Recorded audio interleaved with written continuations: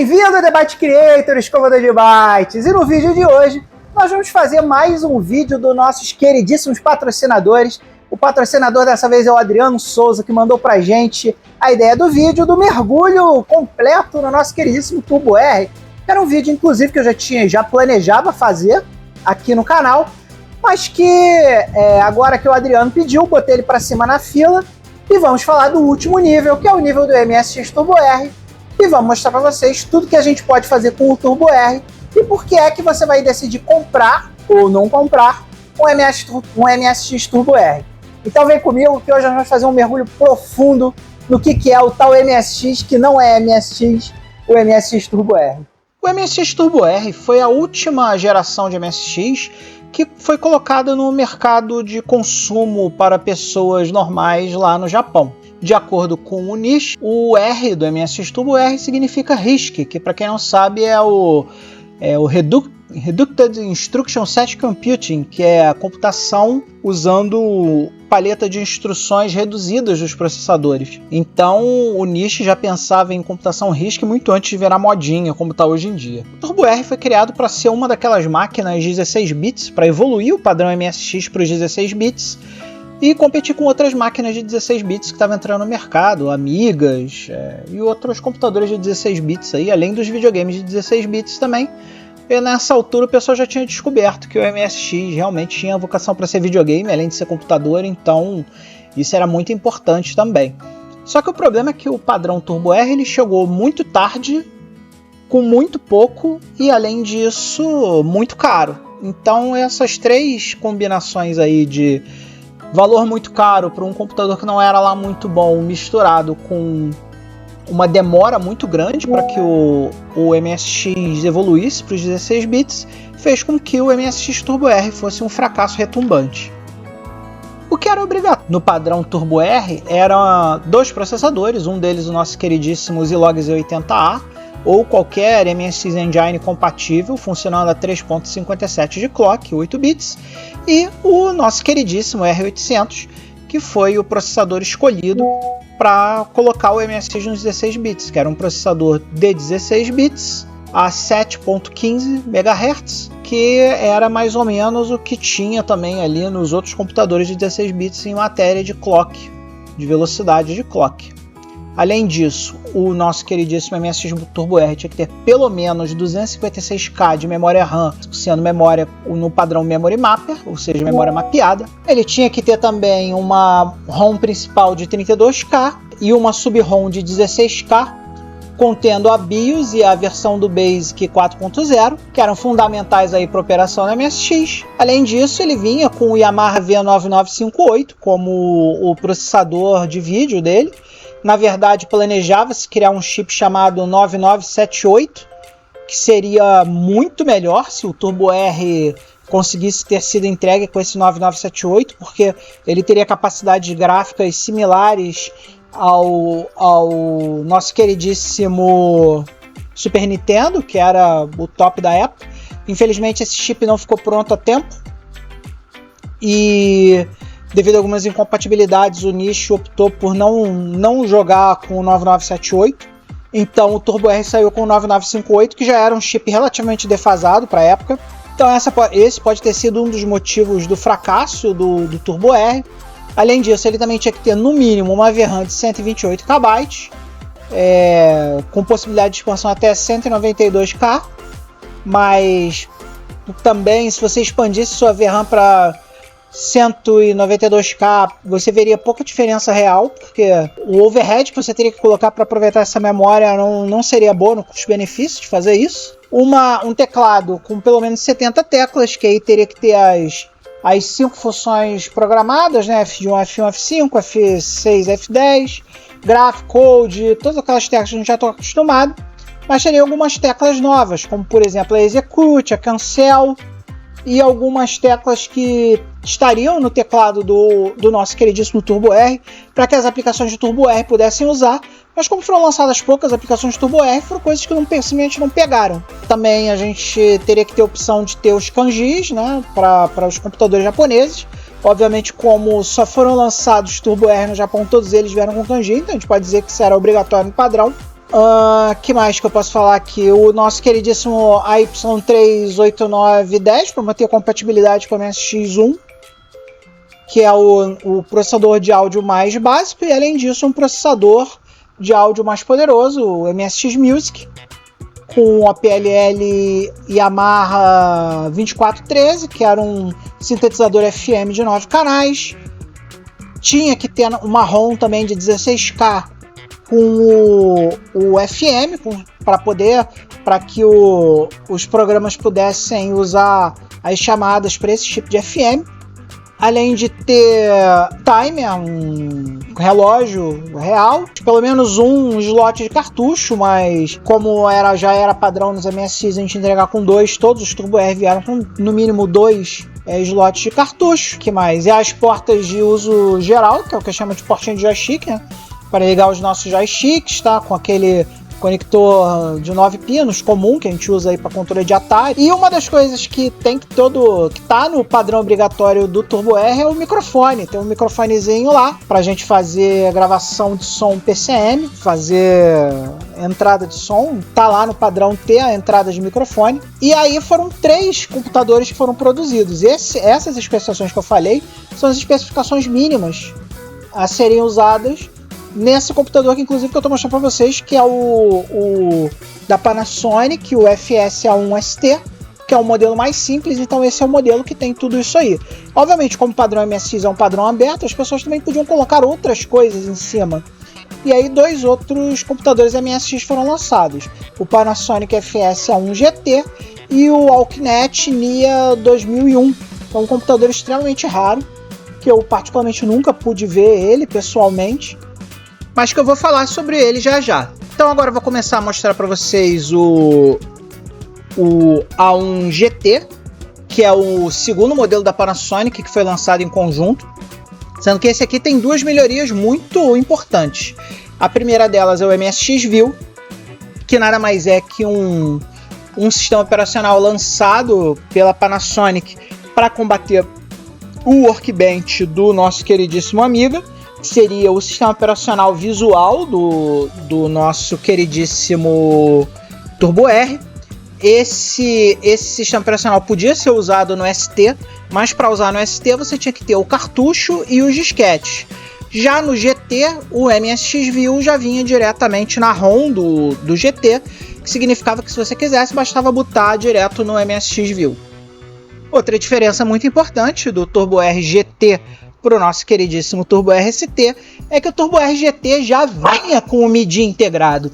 Então naquela época tava muito na moda fazer sample de pegar música e samplear nos computadores 8 bits, né, para fazer uma espécie de estúdio caseiro de criação de música, e o MSX não queria ficar para trás. Então o Turbo R GT era essa máquina para fazer sampling de música no seu MSX, e para isso o pessoal usava o Turbo R GT e sua entrada MIDI integrada permitia ligar o Turbo R GT a outros aparelhos MIDI, não só para fazer entrada, mas também para fazer saída, e aumentar também a qualidade dos jogos. Você podia ligar lá o seu queridíssimo Turbo R lá na sua MT32 ou na sua Sound Canvas e ter o som MIDI usando instrumentos reais sampleados dentro lá da sua MIDI box, e ter um som porreta para o seu MSX.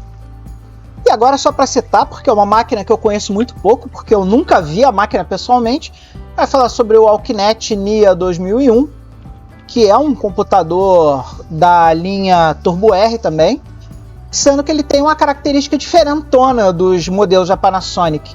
Ele foi fabricado pela Takaoka Electric, e esse cara aqui, ele é um computador que foi feito para concessionárias de automóveis poderem fazer transações online.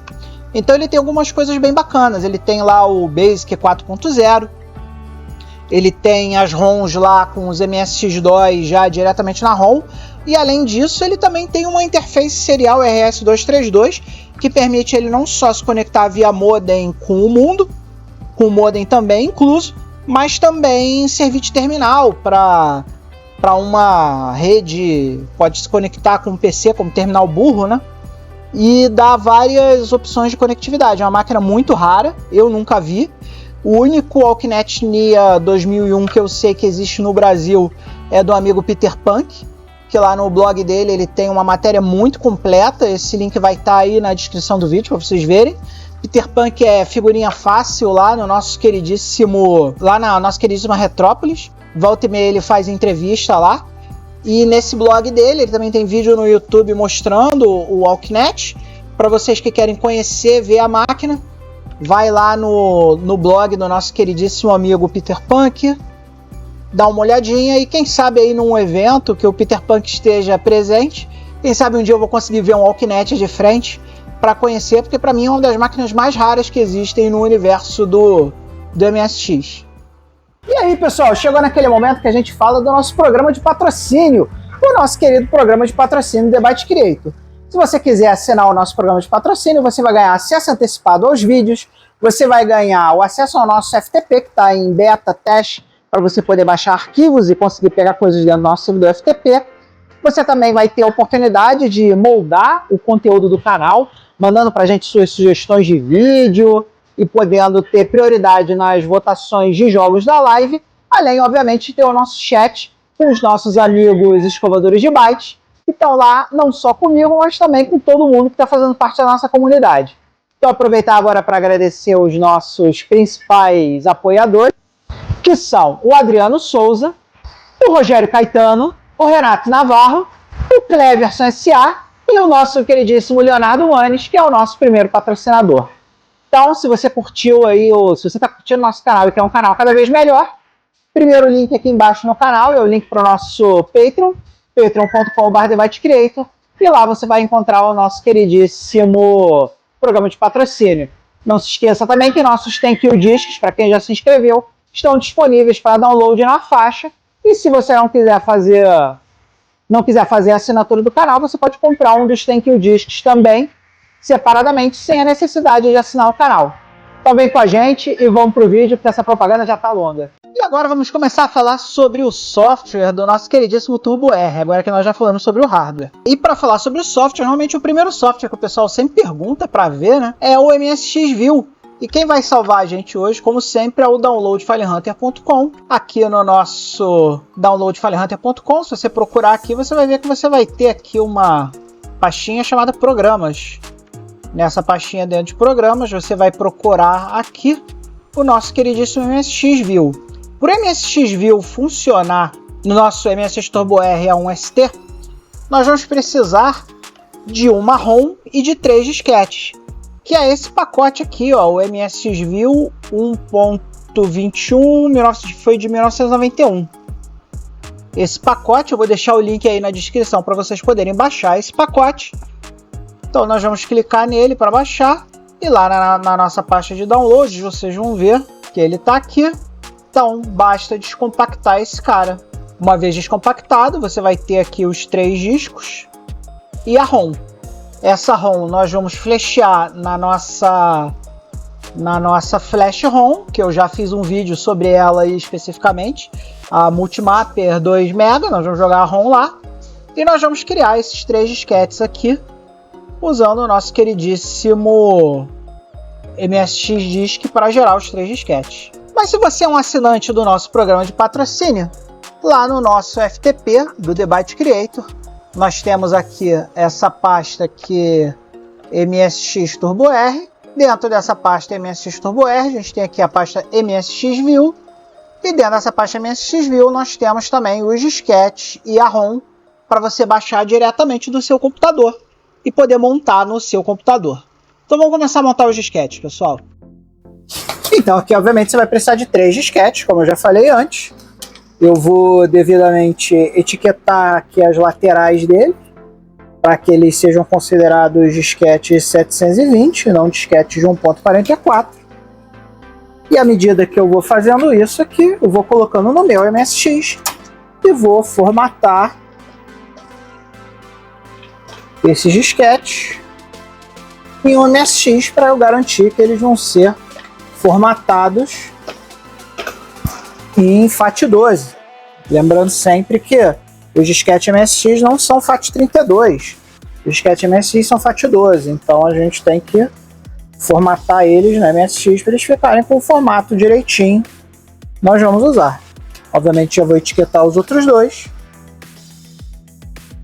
Enquanto aquele ali está formatando.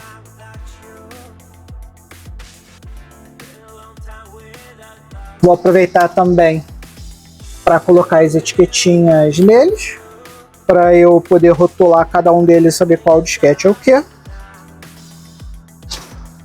Então aqui eu já coloquei uma etiquetinha rótulo. Se você quiser fazer um rótulo bonitinho, você pode.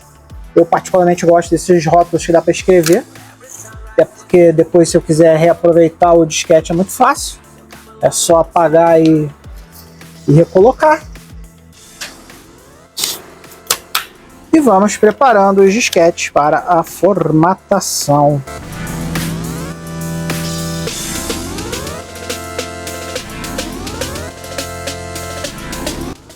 O segundo passo agora é, usando o nosso queridíssimo Disk Manager, colocar lá o nosso disquetinho recém-formatado lá na nossa unidade de Drive A. E usando o Disk Manager, a gente pode simplesmente ir pegando os disquetes um a um aqui, né? Então, para colocar, eu dou aqui File, Open. Vou pegar aqui dentro do Downloads o meu MSX View Execution Disk, que é o primeiro disk. Vai ter todos esses arquivos aqui depois que a gente colocar.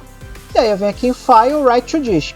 Não precisa formatar, porque o nosso disco já veio formatado do MSX, então não aperte aqui.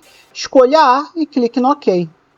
Clicou no OK, ele vai começar a criar a imagem. Colocou lá no disco A e deu Write, ele vai automaticamente começar a criar a imagem para a gente.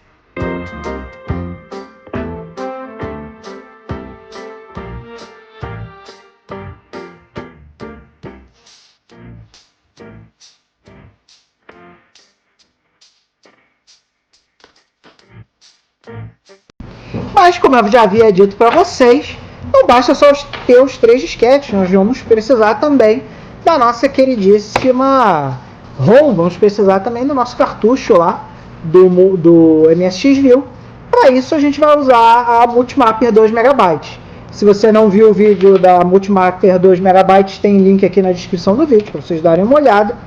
E lá eu ensino como você faz para flashear isso aqui. Eu primeiro vou pegar a ROM lá no FTP do The Byte Creator. Lembrando que para acessar o FTP do The Byte Creator você precisa ser um membro do canal. Aqui dentro da pasta MSX nós temos ali a MSXTR.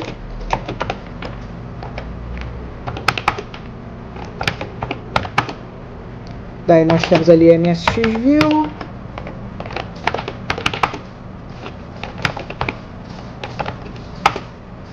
Daí a gente tem que baixar lá a ROM. Então vou dar aqui um get msv121.rom.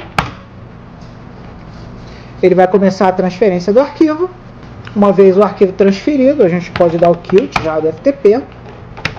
Se a gente der um dir aqui, a gente vai ver que a gente tem lá o msv121.rom. E aí é uma questão da gente usar o nosso FL16 para queimar ele lá na nossa Multimapper 2 MB. Então agora a gente vai chegar aqui, vai dar FL16, já está no path. E vamos aqui msf121.rom. Vocês vão ver que ele vai achar lá a nossa queridíssima Multimapper 2 MB. Vai fazer o erase do flash. E logo depois ele vai começar a gravar os bytes lá. É uma ROM pequenininha, gravou rápido. E agora a nossa Multimapper está pronta. Tudo que a gente precisa fazer agora é colocar os jumpers na posição certa na Multimapper 2 MB. E agora que você conseguiu fazer a sua Mega Flash ROM, você precisa botar os jumpers nas posições corretas. E quais são as posições corretas aqui? Vamos lá.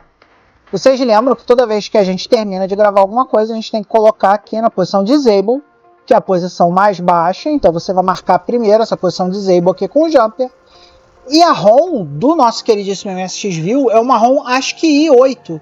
Então o segundo jumper você vai colocar aqui na posição, acho que I8, que é essa posição bem no meio aqui, essa posição bem intermediária aqui da nossa queridíssima. Ainda estou procurando um ângulo legal aqui, tá difícil achar um ângulo legal para mostrar para vocês, mas enfim, é a posição do meio que está marcada como ASCII 8. Então você vai colocar em Disable, ASCII 8 e vai colocar no seu MSX para poder rodar. Então vamos lá, pessoal. Primeiro eu vou pegar aqui a Multimapper com a ROM do MSX View, vou colocar aqui no slot 1 e vou pegar o primeiro disquete, que é o disco 1, que é o Execution Disk, no drive de disquete, e vou ligar o nosso Turbo R e vamos ver se o nosso MSX View sobe. Já está lendo o disquete aqui. Ele leva um tempinho para carregar o disquete. Vocês veem que ele está usando o MSX-DOS 2.30 como base, mais ou menos como funciona o Windows, né? Que o DOS funcionando por baixo e aí entra a interface gráfica por cima. E logo logo a gente vai ver a interface gráfica. Tá aí, ó. Tá carregando. E esse aí é o nosso muito querido, muito amado MSX View. Infelizmente o meu mouse do MSX não está funcionando, ou seja, eu não vou poder mostrar muita coisa para vocês. Mas agora vocês sabem que o MSX View existe, que ele tá aí. Deixa eu ver se eu consigo dar uma mexida aqui para ver se trocando a porta de joystick se melhora o negócio. Não, o mouse também continua não funcionando. Então provavelmente eu preciso achar um mouse que funcione aqui para poder testar isso. Mas aí vocês veem todas as opções do MSX View já colocadas aí. Opa, o mouse deu um sinal de vida, mas parou de novo. Esse mouse parece que está com algum mau contato, alguma coisa assim. Eu vou ter que consertar ele. Mas vocês veem que o MSX View está por aí com várias opçõezinhas para você que quer aprender a mexer na interface gráfica do nosso queridíssimo Turbo R. É isso aí. Mas nem só de interface gráfica e de aplicativos vive o homem. Todo mundo quer comprar um Turbo R, quer dar aquela jogadinha. E a gente sabe que o Turbo R tem dois tipos de software especiais. Os softwares que são exclusivos do Turbo R, que funcionam apenas no Turbo R, e os softwares que rodam melhorados no Turbo R. É claro que hoje em dia o número de jogos para MSX1 e MSX2 é muito maior que o número de jogos de Turbo R, que os jogos de MSX1 e MSX2 estão na casa dos milhares, e enquanto os jogos de Turbo R estão na casa das dezenas, né? Estão algumas dezenas de jogos de Turbo R, mas a coisa também não é tão ruim quanto o pessoal fala. Normalmente quando o pessoal que entra em grupo de Facebook é meio escalafobético, né? Gosta de, meu Deus, o Turbo R é horrível, só tem 5 jogos, e a coisa não é bem assim. Em especial atualmente, que muitos criadores de conteúdo, muitos desenvolvedores de software andam desenvolvendo agora softwares modernos para o Turbo R, e tem muita coisa muito legal que só funciona no Turbo R. Então eu vou dar uma diquinha aqui para vocês de onde vocês pegam os softwares de Turbo R para vocês mesmos testarem nos seus respectivos Turbo R, e também algumas dicas que você vai precisar saber quando você trabalha com Turbo R. Então vamos lá, vamos para as dicas. Então, pessoal, a primeira dica é essa aqui. O Ninja, ele sempre confirma as informações que ele recebe para ter certeza de que o pessoal está falando para ele é verdade, né? E aqui uma coisa que eu gostaria de dizer é que, apesar de muita gente na internet falar que o nosso queridíssimo MSX é uma terra arrasada, o nosso queridíssimo Turbo R é uma terra arrasada, só tem 5 jogos, só está exagerando bastante. Ele obviamente não chega nem perto da quantidade de jogos de MSX2, mas existem bastante jogos aí que você pode ver que podem te manter entretido, inclusive aqui, ó, no nosso queridíssimo downloadfilehunter.com, dentro da pasta Games MSX Turbo R, você tem aqui uma miríade de jogos que você pode olhar lá dentro do nosso queridíssimo Turbo R, e você pode pegar todos esses jogos aqui e testar cada um deles e determinar se esses jogos realmente te interessam ou não. E aí, ó, uma dica muito boa é que você pode testar esses jogos usando o nosso muito querido WebMSX. Se você vier aqui no nosso WebMSX, você pode baixar um jogo aqui qualquer, a sua escolha, né? Vamos dizer que você queira testar o Snook 1991 Studio Hawk. Você baixa ele, entra lá na sua pasta de download, você pode extrair ele, e aí usando aqui o nosso queridíssimo WebMSX, você vem aqui, Load Disk Image, lê a imagem do jogo que você acabou de baixar. Aí você pode vir aqui em Machines, Select Machine.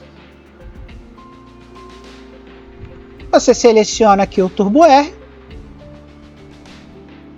Ele vai botar o Turbo R com aquele disquete que você selecionou. E aí você pode jogar o jogo aqui no emulador. Decidir se é um jogo legal ou se não é um jogo legal.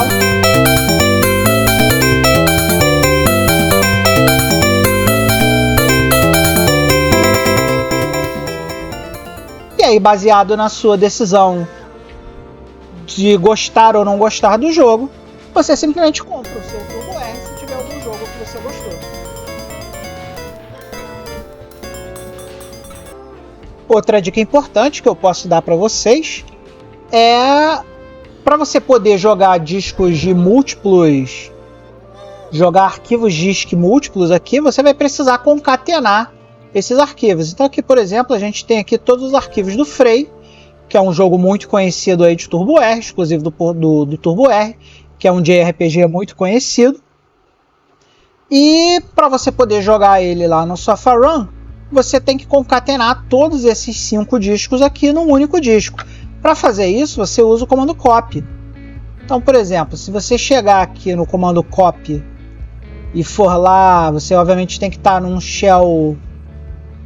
Você tem que estar num shell DOS, não num PowerShell.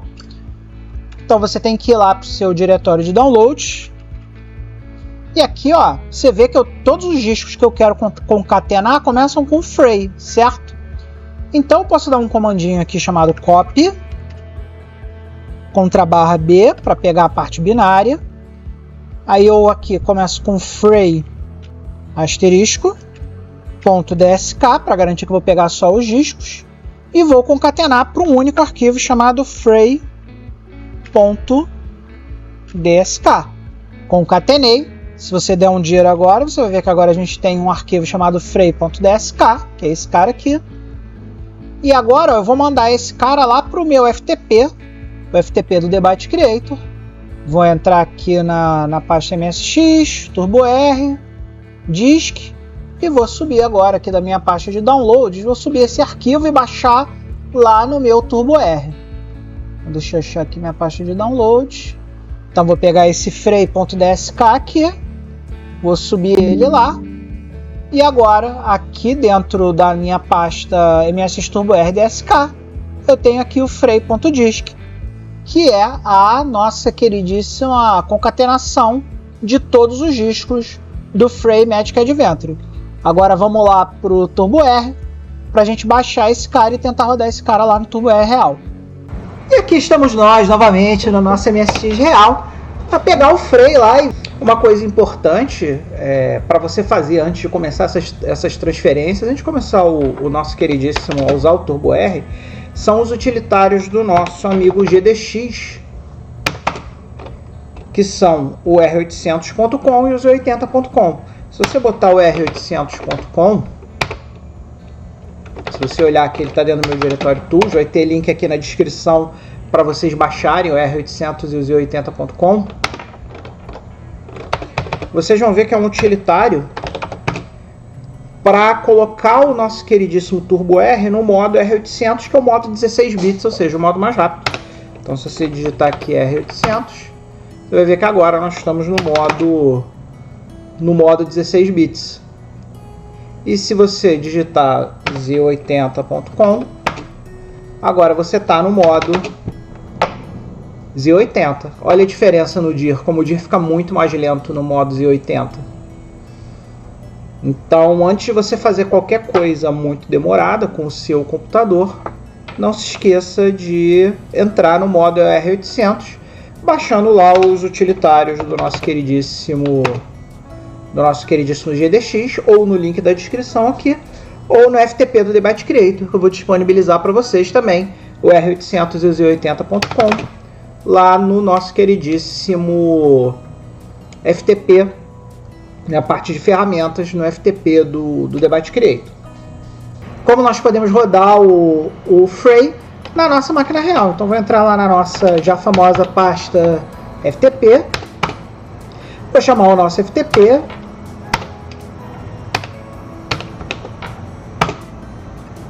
vou lá me autenticar,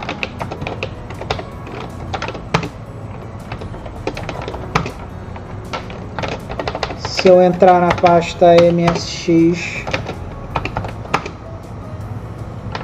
na pasta MSX-TR, nós temos lá a pasta disk, e lá na pasta disk tem lá o frei.disk. Então vamos lá, dar o nosso poderoso get frei.disk e vamos aguardar a transferência terminar, para que a gente possa pegar aí o Frey e testar lá no SofaRun.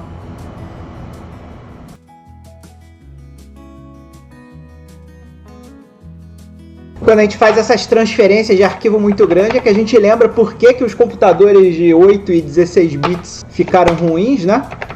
Porque a transmissão demorou muito aqui. Mas de qualquer maneira, depois que você terminar a sua transferência, você pode ir lá onde você botou o nosso queridíssimo Frey e rodar ele.